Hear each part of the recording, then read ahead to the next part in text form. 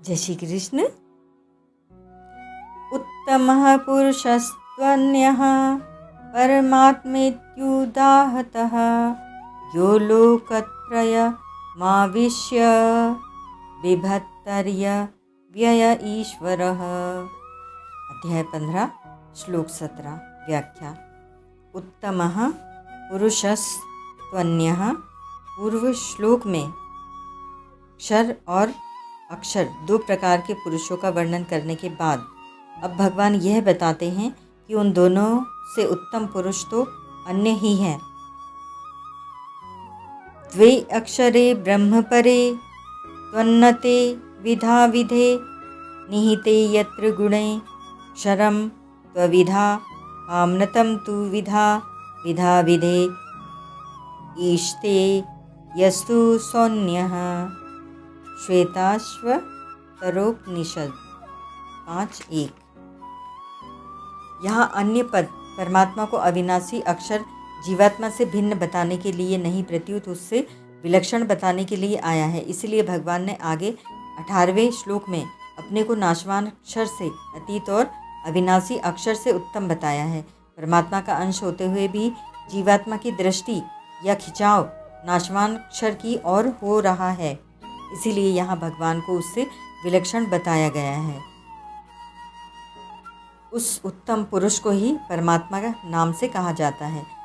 परमात्मा शब्द निर्गुण का वाचक माना जाता है, जिसका अर्थ है परम श्रेष्ठ आत्मा अथवा संपूर्ण जीवों की आत्मा।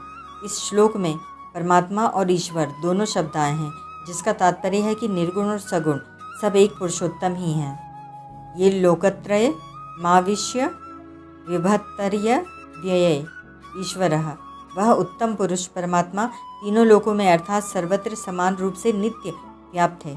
यहाँ विभर्ती पद का तात्पर्य यह है कि वास्तव में परमात्मा ही संपूर्ण प्राणियों का भरण पोषण करते हैं, पर जीवात्मा संसार से अपना संबंध मान लेने के कारण भूल से सांसारिक व्यक्तियों आदि को अपना मानकर उनके भरण पोषण आदि का भार अपने ऊपर ले लेता है।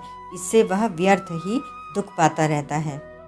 भगवान को अव्यय है कहने का तात्पर्य है कि संपूर्ण लोकों का भरण पोषण करते रहने पर भी भगवान का कोई व्यय खर्चा नहीं होता, अर्थात उनमें किसी तरह की किंचन मात्र भी कमी नहीं आती।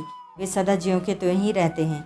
ईश्वर शब्द सगुण का वाचक माना जाता है, जिसका अर्थ है शासन करने वाला, मार्मिक बात। यद्यपि माता पिता बालक का पालन पोषण किया करते हैं, तथापि बालक को इस बात का ज्ञान नहीं होता कि मेरा पालन पोषण कौन करता है, कैसे करता है और किस लिए करता है। इसी तरह यद्यपि भगवान मात्र प्राणियों का पालन पोषण करते हैं, तथापि अज्ञानी मनुष्य को भगवान पर दृष्टि न रहने से इस बात का पता ही नहीं लगता कि मेरा पालन पोषण कौन करता है। भगवान का शरणागत भक्त ही इस बात को ठीक तरह से जान सकता है कि एक भगवान ही सबका सम्यक प्रकार से पालन पोषण कर रहे हैं। पालन पोषण करने में भगवान किसी के साथ कोई पक्षपात विषमता नहीं करते। वे भक्त अभक्त पापी पुण्यात्मा आस्तिक नास्तिक आदि सभी का समान रूप से पालन पोषण करते हैं। प्रत्यक्ष देखने में आता है कि भगवान द्वारा रचित सृष्टि में सूर्य सबको समान रूप से प्रकाश देता है, पृथ्वी सबको समान रूप से धारण करती है, वैश्वानर अग्नि सबके अंतःकर अन्न को समान रूप से पचाती है, वायु सबको श्वास लेने के लिए समान रूप से प्राप्त होती है, अन्न जल सबको समान रूप से तृप्त करते हैं इत्यादि। परिशिष्ट भाव। पुरुषोत्तम को अन्य कहने का तात्पर्य है कि क्षर और अक्षर तो लौकिक है, पर पुरुषोत्तम दोनों से विलक्षण अर्थात अलौकिक है। अतः परमात्मा विचार के विषय नहीं है, प्रत्युत श्रद्धा विश्वास के विषय हैं। परमात्मा के होने में भक्त संत महात्मा वेद और शास्त्र ही प्रमाण है। अन्य का खुलासा भगवान ने आगे के श्लोक में किया है। इन पदों में 12वें से 15वें श्लोक तक का भाव आ गया है। मनुष्य का कर्तव्य तो मनुष्य लोक में है, पर भगवान का कर्तव्य तीनों लोकों में है। वास्तव में भगवान का अपना कोई कर्तव्य नहीं है, फिर भी वे केवल जीवों के हित के लिए कर्तव्य करते हैं। जिस ब्रह्मा से भी श्रेष्ठ छिपे हुए असीम और परम अक्षर परमात्मा में विधा और अविधा दोनों स्थित हैं, वही ब्रह्म है। विनाशशील जड़ वर्ग तो अविधा नाम से कहा गया है और नाशी जीवात्मा विधा नाम से जो इन विधा और अविधा दोनों पर शासन करता है, वह परमेश्वर इन दोनों से भिन्न सर्वथा विलक्षण है। प्रकृति तो विनाशशील है और इसे भोगने वाला जीवात्मा अमृत स्वरूप अविनाशी है। इन दोनों क्षर और अक्षर को एक ईश्वर अपने शासन में रखता है। भरण पोषण की बात भक्ति मार्ग में ही आ सकती है, ज्ञान मार्ग में नहीं, कारण कि भक्ति मार्ग में जीव और परमात्मा में भिन्नता मानी जाती है। इसीलिए इस प्रकरण को भक्ति का ही मानना चाहिए।